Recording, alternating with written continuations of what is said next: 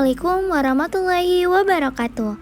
Perkenalkan, saya Rizka Yamram dengan NIM 20700121021 dari kelas Primat A. Pada video kali ini, di sini saya akan menjelaskan peta konsep mengenai materi grup sampai koset dan teorema Lagrange. Nah, pertama-tama di sini saya akan menampilkan peta konsep yang saya akan jelaskan di beberapa video selanjutnya. Jadi, jangan lupa simak video ini sampai akhir ya. Baiklah, di sini saya akan menunjukkan peta konsep yang saya buat, di mana bisa kita lihat dalam materi grup itu dibagi menjadi dua, yaitu adalah grup siklik dan juga grup permutasi. Grup mempunyai subgrup, yaitu adalah subgrup yang dibentuk oleh kompleks, subgrup dari grup siklik, kemudian subgrup normal dan koset. Nah, di dalam materi koset itu penjelasannya akan memunculkan sebuah teorema. Nah, teoremanya itu disebut sebagai teorema Lagrange. Untuk setiap penjelasan dari setiap peta konsep yang saya berikan itu akan saya jelaskan di slide setelahnya. Nah, yang pertama adalah grup.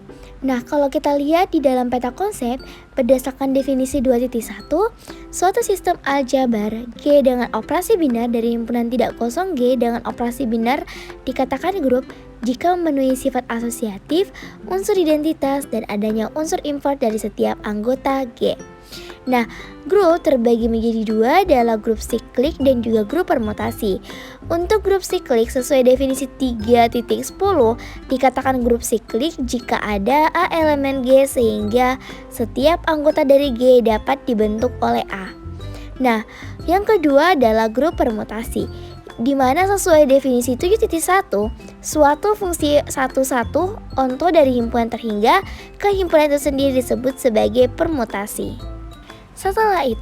Setelah kita menjelaskan grup dibagi menjadi dua, yaitu adalah grup siklik dan grup permutasi, sekarang kita lanjut ke penjelasan grup mempunyai subgrup, di mana subgrup ini dibagi menjadi atas tiga, yaitu adalah subgrup yang dibentuk oleh kompleks, kemudian subgrup dari grup siklik, dan subgrup normal dan koset. Nah, untuk penjelasannya akan dilanjutkan di slide selanjutnya. Nah, jika G suatu grup, maka G juga merupakan subgrup G. Setiap subgrup dari grup G merupakan kompleks, tetapi tidak semua kompleks dari G merupakan subgrup. Artinya, subgrup itu dikatakan bahwa apabila G-nya suatu grup, maka G-nya itu adalah subgrup G. Dan jika dikatakan kompleks apabila setiap subgrup dari grup G itu adalah kompleks. Nah, untuk selanjutnya adalah yang pertama, subgrup yang dibentuk oleh kompleks. Artinya, setiap subgrup dari suatu grup merupakan kompleks, tetapi tidak semua kompleks merupakan subgrup. Yang kedua adalah subgrup dari grup siklik. Jadi setiap subgrup dari grup siklik juga siklik. Jadi kalau misalnya ada subgrup kemudian dari grup siklik, maka itu sudah otomatis disebut sebagai subgrup dari grup siklik. Kemudian yang ketiga adalah koset dan subgrup normal. Nah, di dalam pengertian koset, bila H subgrup dalam grup G, A suatu unsur sebarang dalam G, maka himpunan HA sama dengan HA dibagi H elemen H. Disebut koset kanan dari H dalam G.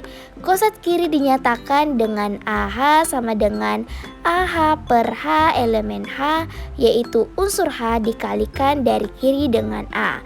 Jadi bisa kita lihat bahwa koset dibagi menjadi dua, yaitu adalah koset kanan dari H dalam G kemudian koset kiri. Nah, setelah kita membahas mengenai subgrup, bisa kita lihat bahwa terdapat subgrup normal dan koset, di mana kita akan memberikan penjelasan mengenai apa itu koset dan kenapa bisa terdapat teorema Lagrange dalam materi koset. Nah, untuk itu kita akan lanjut ke slide selanjutnya. Bisa kita lihat dalam teorema 5.8 terdapat teorema Lagrange yang apabila G suatu grup berhingga dan H subgrup dari G, maka orde dari H membagi habis orde dari G atau mutlak H dibagi mutlak G. Kebalikan dari teorema Lagrange ini tidak berlaku, artinya bila bilangan M membagi habis orde dari grup G, tidak selalu ada subgrup H dari G yang berorde M. Jadi dalam materi koset terdapat teorema yang disebut sebagai teorema Lagrange. Nah, jadi di dalam peto konsep yang diberikan itu saling berhubungan, di mana grup terbagi menjadi dua, adanya grup siklik dan grup permutasi.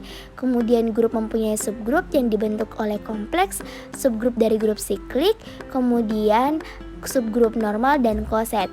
Nah, untuk koset itu sendiri terdapat teorema yang disebut sebagai teorema Lagrange.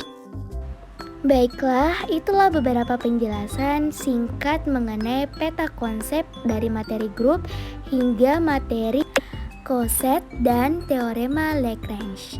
Semoga video ini bermanfaat untuk kita semua. Mohon maaf jika masih banyak kekurangan dan kesalahan dalam video kali ini. Demikianlah. Wassalamualaikum warahmatullahi wabarakatuh.